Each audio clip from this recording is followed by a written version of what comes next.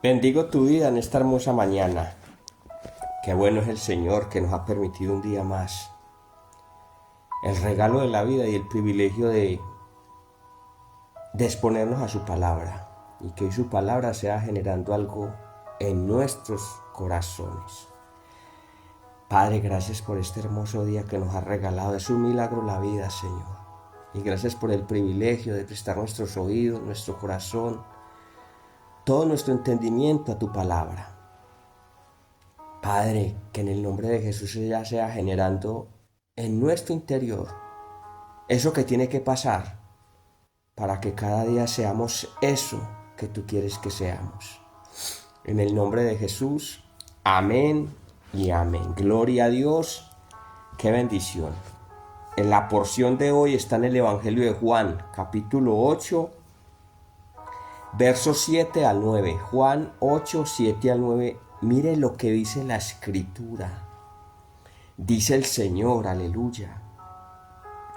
Y como insistieran, Juan 8:7, y como insistieran en preguntarle, se enderezó y les dijo: el que de vosotros esté sin pecado, sea el primero en arrojar la piedra contra ella. E inclinándose de nuevo hacia el suelo, siguió escribiendo en tierra. Pero ellos, al oír esto, acusados por su conciencia, salían uno a uno, comenzando desde los más viejos y hasta los postreros. Y quedó solo Jesús y la mujer que estaba en medio. Aleluya y gloria a Dios por la palabra. Qué bendición, qué hermosa la palabra del Señor. Bueno, el contexto de esto, y quiero que lo tenga bien en cuenta, yo creo que la historia ya no la conocemos, pero el contexto y que lo tenga en cuenta es que el verso 2 dice que todo esto sucede en el templo. O sea, lo que va a pasar aquí sucedió en el templo. O sea, todas esas personas que estaban ahí estaban dentro de la iglesia, el lugar físico. Todo eso sucedió ahí. Y las personas asistían a ese lugar. Y la historia ya la conocemos. Escribas y fariseos llevan una mujer sorprendida en adulterio para tentar a Jesús, a ver Jesús qué dice sobre eso. Y se llevan tremenda lesión, una gran enseñanza. Dice el verso 7, y como insistieran en preguntarle, impresionante. Ellos están insistiendo en preguntarle a Jesús que él qué opina de lo que decía la ley. ¿Qué decía la ley? Que todo el que fuera sorprendido en adulterio tenía que ser apedreado, el varón y la mujer. Y ellos insistían en preguntarle a Jesús, claro, ¿en qué consistía la tentación? En que si él decía que no la tentara, que no la apedrearan, iba en contra de la ley. Y si decía que la apedrearan, iban a decir entonces cuál es su misericordia y su amor. Impresionante. Entonces mire lo que dice el verso 7 en la parte B. Se enderezó y les dijo, ojo a las palabras que le dijo el Señor. Dice, el que de vosotros esté sin pecado sea el primero en arrojar la piedra contra ella. Impresionante. Glorioso. Maravilloso eso. El que de vosotros esté sin pecado sea el primero en arrojar la piedra contra ella. Impresionante porque ¿quiénes eran ellos? Eran los escribas y los fariseos, verso 3. Y eran los que estaban dentro del templo. Y el Señor de la creación está diciendo, el que esté sin pecado sea el primero en arrojar la piedra contra ella. Hermoso el Señor, porque nos expone a una realidad, a nuestra realidad, la suya y la mía. Impresionante. Y dice el verso 7, e inclinándose de nuevo hacia el suelo, siguió escribiendo en tierra. Esto es impresionante porque es que la palabra es la palabra. Y el Señor de la creación lanzó una palabra. El que de vosotros esté sin pecado sea el primero en arrojar la piedra contra ella. Y siguió escribiendo en tierra porque la palabra es la palabra. No tenía que explicarle, no tenía que darles cátedra, simplemente fue puntual, contundente en decirles, el que esté sin pecado, que sea el primero en tirar la piedra. Mire lo que dice el verso 9. Pero ellos al oír esto, acusados por su conciencia, impresionante, porque ese verso 9 nos dice que esa palabra fue tanto del cielo que no hubo espacio para la hipocresía, para la apariencia, para mostrarse como muy santo, cuando la realidad era que no era así. Pero ¿qué descubrió eso? Esa verdad implícita en aquel que es descendiente de Adán. La palabra del Señor. Ahora una pregunta en esta mañana. La palabra del Señor te acusa en tu conciencia. O sea, te hace ver tu realidad. Porque esto es impresionante. Que ellos pasaron de acusadores a acusados. Impresionante. Y no por otro, por su propia conciencia. Oiga, y no hay nada que torture más que ese ruido en la conciencia, acusándonos, diciéndonos dentro de nosotros que algo está mal, que algo no estamos haciendo bien, que algo hicimos mal. Terrible. Y la palabra del Señor tiene como objetivo generar eso en nuestro interior. Impresionante. Porque la palabra del Señor hizo, y espero que lo haga en su vida, que ellos fueran conscientes más de su realidad que la de otro. Que ellos fueran conscientes más de su pecado, de su propio pecado, que el del vecino, que el de la mujer adúltera. Mire, era tan grave esto que el verso 4 dice que esta mujer ha sido sorprendida en el acto mismo del adulterio. ¿Eso qué quiere decir? Que ellos ya sabían que ella era una adúltera y que esperaron el momento preciso para verla en el acto mismo. O sea, estaban pendientes, era del pecado de ella, para poder tentar a Jesús. Pero wow, se llevaron una sorpresa. ¿Cuál?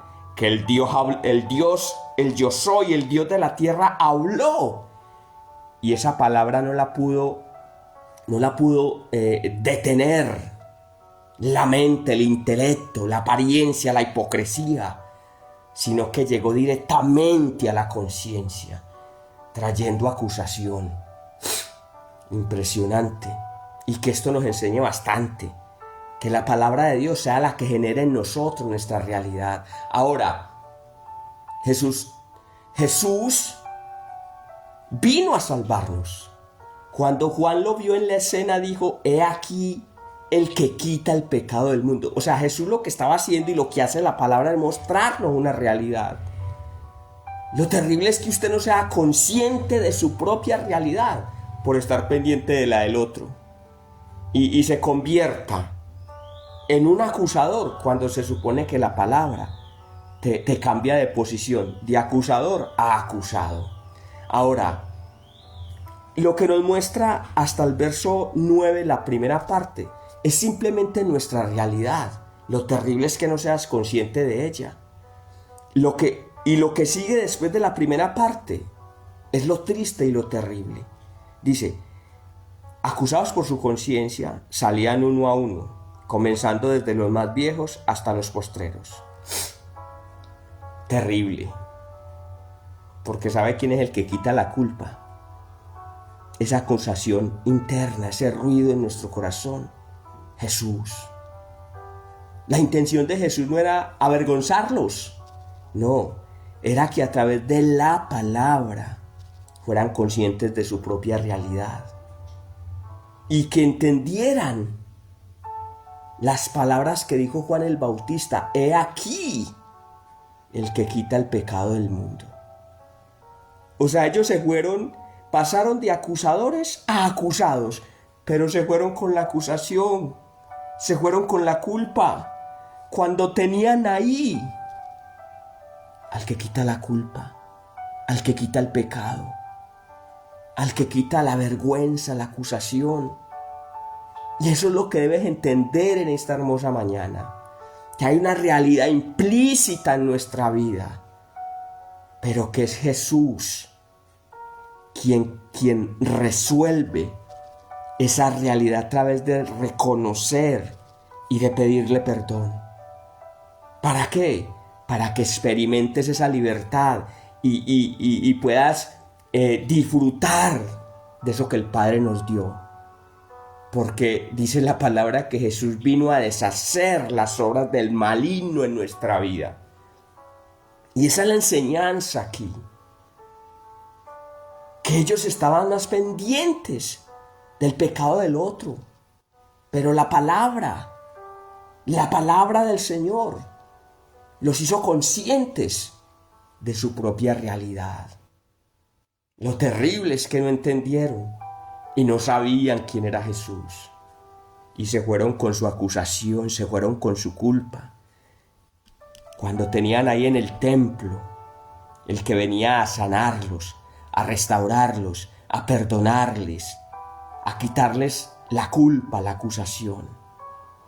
Y dice la palabra, acusados por su conciencia salían uno a uno, comenzando desde los más viejos hasta los postreros.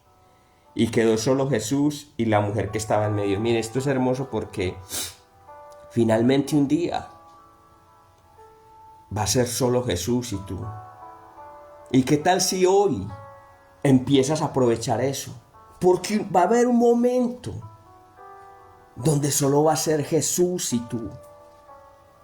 Es más, casi siempre es Jesús y tú. Tus realidades, no solamente la de la condición caída, la de pecado, sino tantas circunstancias que pasan en la vida, que suceden en tu interior. Y siempre es Jesús y tú. ¿Por qué? Porque Él es el único que las puede solucionar. Él es el único que puede quitar la culpa. No te vayas. Asume tu realidad y rinde tu corazón al Señor. Eleva tu mirada a la palabra para que no estés pendiente de otros, sino de ti. Y ahí acudas al Señor. Padre, gracias por tu palabra, que nos enseña tanto, y oro para que aquel que ha expuesto sus oídos a este momento, entienda cómo funciona. Señor, y que al vernos en la palabra, vengamos a ti, Señor. Y esas realidades internas que hacen tanto ruido, que torturan, que entristecen y deprimen, Señor, al venir a tu presencia, seamos libres de ellos, Señor.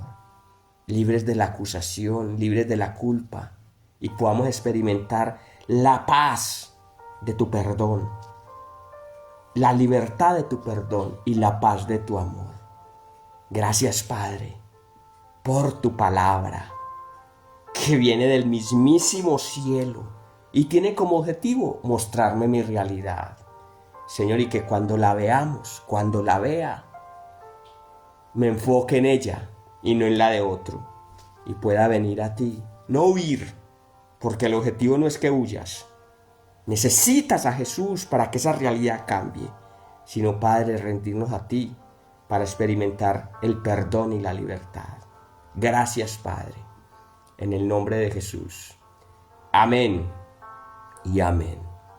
Somos benditos en el Señor.